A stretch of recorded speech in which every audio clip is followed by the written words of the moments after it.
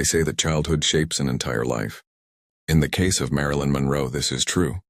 But back then, her name was not Marilyn. Her real name was Norma Jean Mortensen. She was born on June 1, 1926 in Los Angeles. Her mother, Gladys Baker, worked at a film studio. Sometimes she was gentle, calm, loving, and sometimes completely different. She could suddenly scream, cry, become aggressive, or on the contrary, sit silently and stare at one point for a long time. Little Norma Jean did not understand what was happening. She only felt fear. Gladys suffered from a severe mental illness. In those years, it was simply called mental disease. Today, doctors suggest it may have been bipolar disorder or schizophrenia. Gladys took medication. Sometimes it helped, sometimes it did not. For a child, it looked like constant uncertainty. She never knew what her mother would be like today. But Norma Jean still loved her, because she was the only close person in her life. When Norma Jean was 7 years old, something happened that changed her fate forever.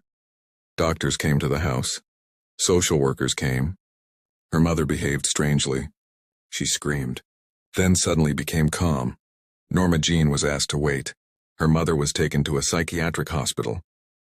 The little girl was told, "Your mother will come back soon." But that never happened. Gladys never returned home. She spent the rest of her life in institutions.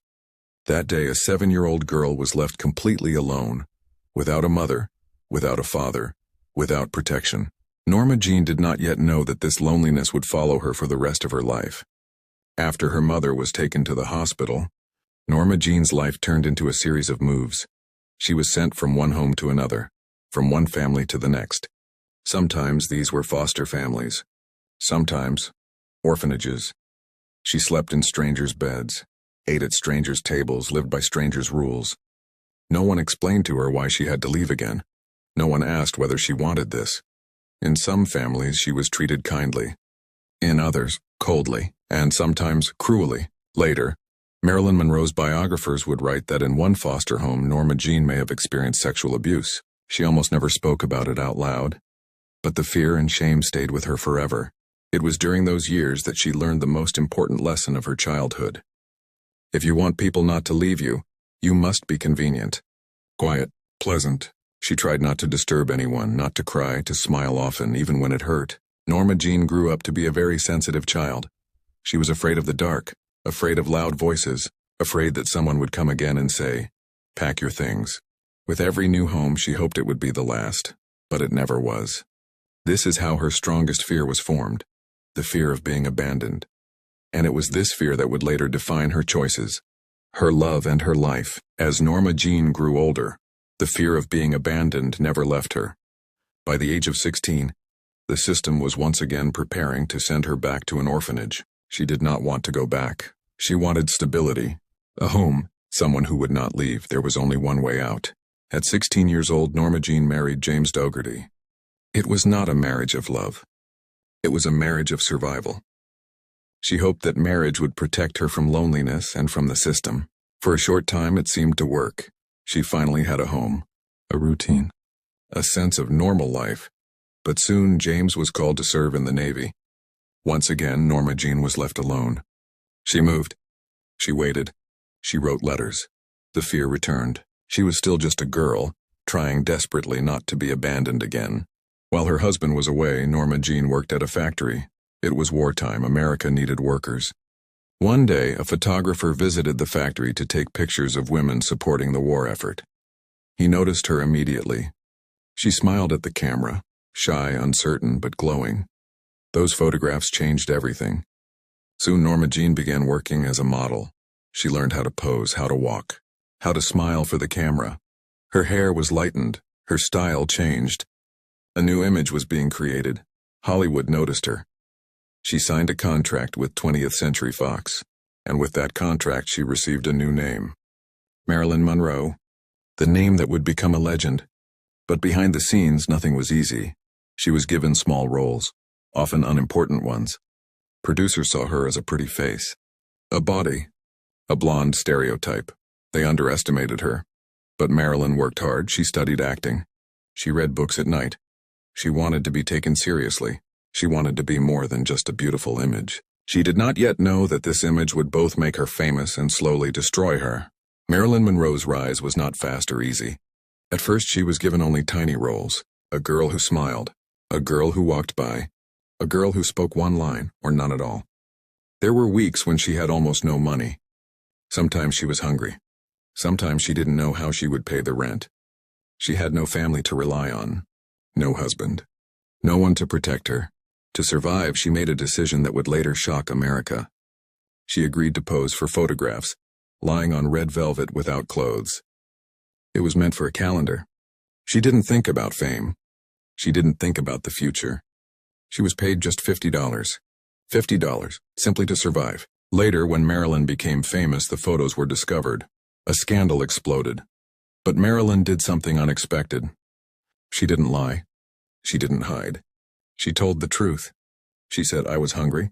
I needed the money." America listened, and instead of turning away, people admired her for her honesty, for her courage. She wasn't perfect. She was human. As her fame grew, Marilyn finally began to get real roles. But success did not bring peace. Her marriage was falling apart. During the filming of The 7-Year Itch, Marilyn stood above a subway grate. The air lifted her white dress. People stared. Cameras flashed. It became one of the most famous scenes in film history. But her husband was furious. He felt humiliated. He felt replaced. That night, he struck her. After that, the marriage slowly collapsed. At the same time, rumors followed Marilyn everywhere.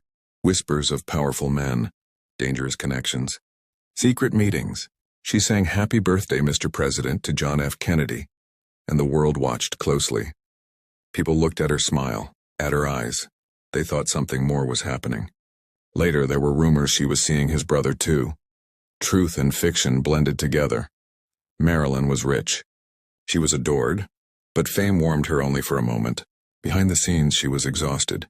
She suffered from insomnia. She battled illness. She survived pneumonia. People called her lazy, but they didn't see the broken woman behind the smile. By the early 1960s, Marilyn Monroe was one of the most famous women in the world. She had money. She had fame. She had beauty admired by millions. But inside, she felt deeply alone. Her childhood wounds never healed. The fear of being abandoned never left her. Marilyn struggled to sleep. Doctors prescribed pills for anxiety, for pain, for rest. Slowly, pills became part of her daily life. She was often late to film sets. Sometimes she couldn't come at all. Hollywood began to turn against her. They called her difficult, unreliable, lazy. But what they didn't see was a woman who was exhausted, emotionally and physically. She wanted to be taken seriously as an actress. She studied acting. She read constantly. She dreamed of dramatic roles. Yet the world kept seeing only the blonde image. In her personal life, nothing felt stable. Relationships ended. Trust was broken. Loneliness grew heavier. On the night of August 4th, 1962, Marilyn was alone in her home in Los Angeles. The next morning, she was found dead. She was only 36 years old. The official cause was ruled a probable overdose. But questions never stopped. Was it an accident, a cry for help, or something darker? Conspiracy theories spread across the world. But one truth remains clear. Marilyn Monroe was not just a symbol. She was a woman who loved deeply, who felt deeply, who wanted to be understood. Her smile hid pain. Her fame hid loneliness. And even today, decades later, the world still looks at her, trying to understand the woman behind the legend. After Marilyn Monroe's death, the world was silent. Her funeral was small and private. No Hollywood glamour, no bright lights. Only grief. Among those standing by her coffin was her former husband, Joe DiMaggio. He was broken. Just weeks before her death, he had wanted to return to her. He wanted reconciliation. He wanted to marry her again.